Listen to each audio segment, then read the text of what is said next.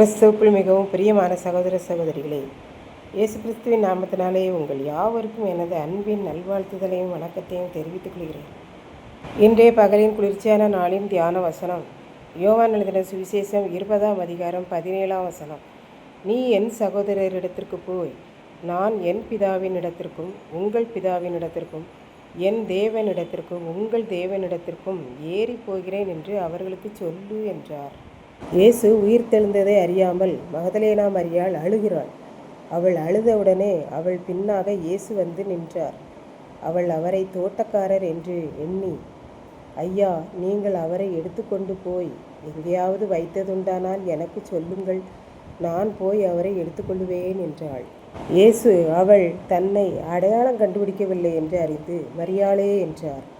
உடனே இயேசுவின் சத்தத்தை அறிந்த அவள் போதகரே என்றாள். இயேசு அவளை பார்த்து, நான் உயிர்த்தெழுந்து விட்டேன் என்கிற செய்தி சந்தோஷத்தினால் என்னை தொட்டு விடாதே. நான் சொன்னபடி இன்னும் பரலோகத்துக்கு ஏறி போகவில்லை.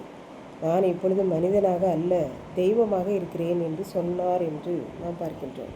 அதிகாலை நேரமாக இருந்தபடியினாலே மகதலேனா மரியாள் இயேசுவை அடையாளம் காணவில்லை.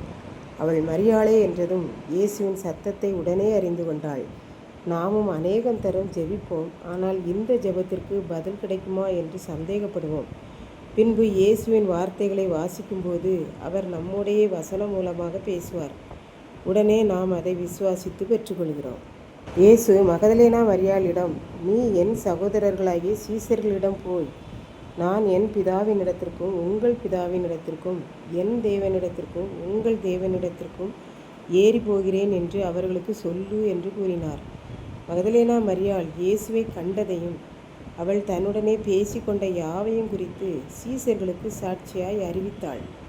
மகதலேனா மரியாள் இயேசுவை காணும்படியாய் அழுது கொண்டு காத்திருந்து இயேசுவை கண்டாள், உரையாடினாள். அப்படி இயேசுவை கண்டால், நம்மிடம் இந்த இயேசுவானவர், நாம் பரலோகத்துக்கு ஏறி போகிறேன், என்னை குறித்து நீ சகோதரர்களுக்கு சாட்சியாய் அறிவி என்று நம்மிடம் அவர் சொல்லுவார். இப்படித்தான் ஒரு தகப்பனாரும் தாயாரும் தன் 2 பிள்ளைகளையும் சிறுவயதிலிருந்தே ஆண்டவருக்கு பிரியமான வழிகளில் நடக்கும்படி வளர்த்தனர். 2 பேரையும் நன்றாக படிக்க வைத்து முழு நேர ஊழியத்திற்கு அனுப்பி வைத்தார்கள். பெற்றோர் மகன் வீட்டில் இருந்தார்கள். அதனால் பிள்ளைகள் பெற்றோரை நன்றாக கவனித்து கொண்டனர். பெற்றோருக்கும் வயதாகிவிட்டது. ஒருமுறை தகப்பனார் மிகவும் பலவீனப்பட்டு மருத்துவமனையில் அனுமதிக்கப்பட்டார். மருத்துவர்கள் நன்றாக பரிசோதித்துவிட்டு, வயதான காலத்தின் பலவீனம்தான், ஆகவே எங்கும் வெளியில் அலையாதபடிக்கு வீட்டில் அருகிலேயோ வீட்டிற்குள்ளேயோ நடமாட வேண்டும் என்று சொன்னார். தகப்பனாரும் மருத்துவர் ஆலோசனைப்படி செயல்பட்டு கொண்டிருந்தார். வயதும் 75 ஆகிவிட்டது. தகப்பனாரால் படுக்கையை விட்டு எழும்ப முடியவில்லை. படுக்கையிலேயே ஜெபம் பண்ணி கொண்டிருந்தார். பகலும் இரவும் ஆண்டவரோடே பேசிக்கொள்வார். ஒரு நாள் இரவு பிள்ளைகளெல்லாம் ஊழியத்தை முடித்து வீடு வந்தார்கள். பேர பிள்ளைகள் பாடசாலையிலிருந்து வந்தார்கள். எல்லாரையும் தன் அருகே அமரச் செய்தார். தன் மனைவியும் பிள்ளைகளோடு அமர்ந்திருந்தார்கள். தகப்பனார் சொன்னார், நான் என் உயிருள்ள நாளளவும் ஆண்டவரை தேடியிருக்கிறேன். 75 ஆண்டுகள் முடிந்துவிட்டது. என்னால் நிற்க முடியவில்லை. ஆகவே நான் ஆண்டவரிடம் கேட்டேன், ஆண்டவரே, நான் உம்மிடம் வந்து விடுகிறேன் என்று. ஆண்டவரும் என்னிடம் சொன்னார், நீ என்னிடம் வந்துவிடு மகனே என்று அவர் சொன்னார். ஆகவே நான் என்னை இந்த உலகத்துக்கு அனுப்பிய ஆண்டவரிடமே செல்லுகிறேன். பிள்ளைகளே, நீங்கள் கவலைப்படாமல் இயேசுவுக்கு நன்றி சொல்லுங்கள் என்றார்.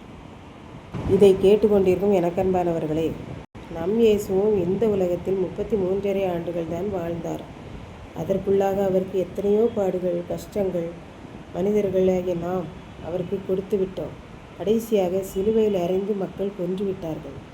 ஆகவே அதுவே அவரது சித்தமாகவும் இருந்தது என்று நாம் பார்க்கின்றோம்.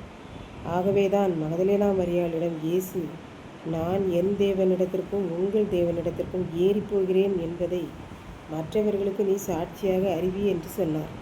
அவ்விதமாகவே நாமும் அறிவிப்போம், ஆசீர்வதிக்கப்படுவோம். ஜெபம். அன்பின் ஆண்டவரே, இந்த அருமையான நல்ல நாளுக்காக நன்றியோடு ஸ்தோத்திரிக்கிறேன். இப்போதும் இந்த வார்த்தைகளை கேட்டுக்கொண்டிருக்கிற ஒவ்வொரு பிள்ளைகளும், நீர் எங்களுக்காகவே பரலோகத்துக்கு ஏறி போகிறீர் என்பதை மற்றவர்களுக்கு அறிவிக்க உதவி செய்தரணும். மீட்பர் இயேசு கிறிஸ்துவின் நாமத்திலே தாழ்மையோடு வேண்டிக் கொள்கிறேன் பிதாவே. ஆமென்.